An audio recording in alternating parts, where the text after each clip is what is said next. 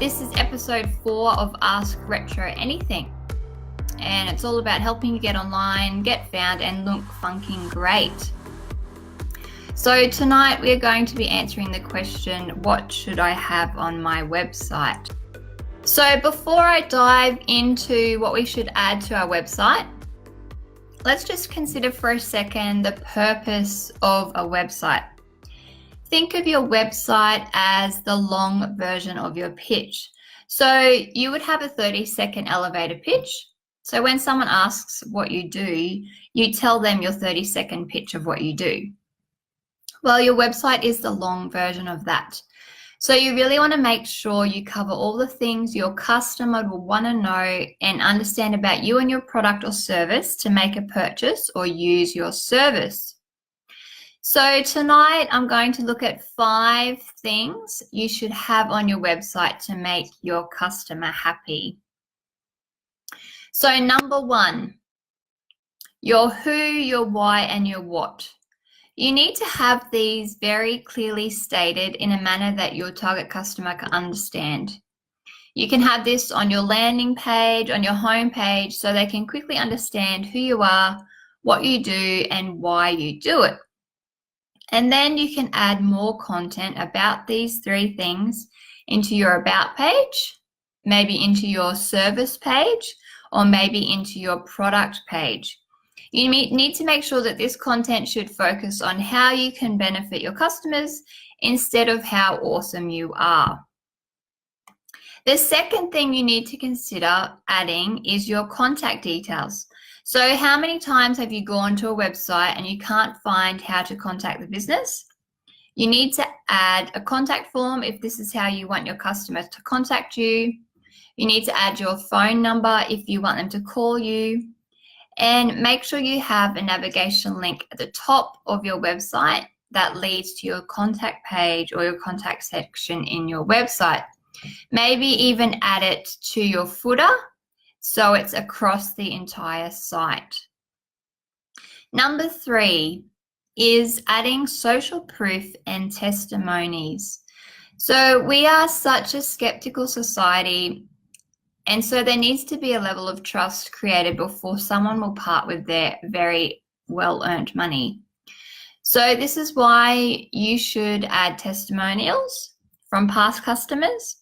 Maybe add awards that you might have won that are relevant to helping build trust with your customer. Don't just put up awards if they're not relevant to helping your customer trust you.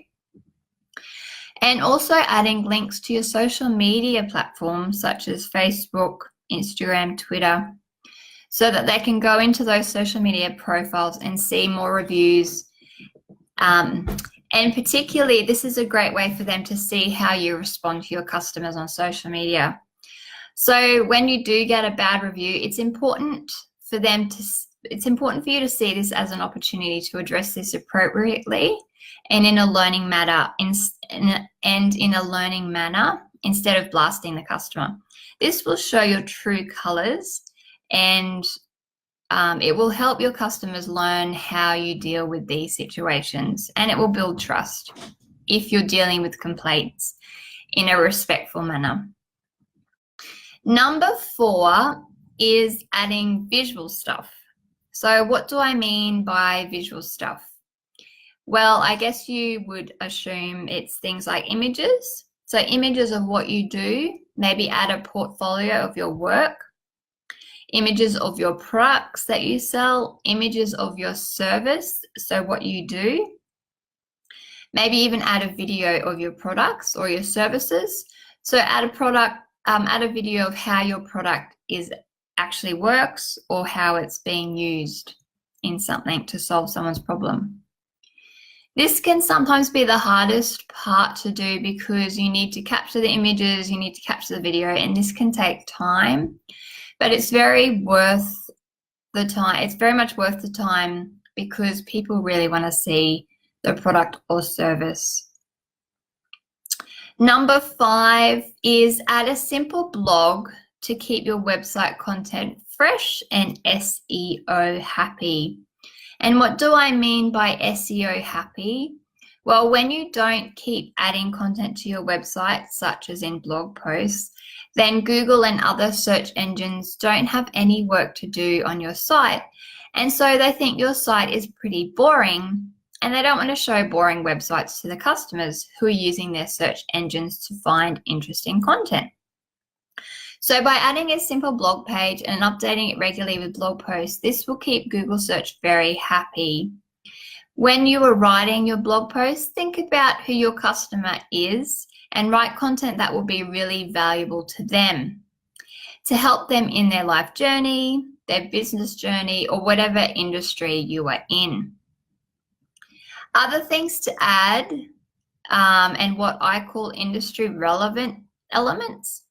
For example, if you have a brick or mortar store where you sell product from, you need to add your opening hours, what your address is, and add a Google map so customers can find your location very easily. If you are a restaurant, add your menu and dietary options. I will not enter a restaurant in general until I know what's on the menu, and if it has dairy-free options, because dairy makes me sick. So if they don't have a menu on their website, I would be very reluctant to go in, not because I don't like what they offer, but because I don't want to be a burden on their kitchen staff having to prepare a special meal for me.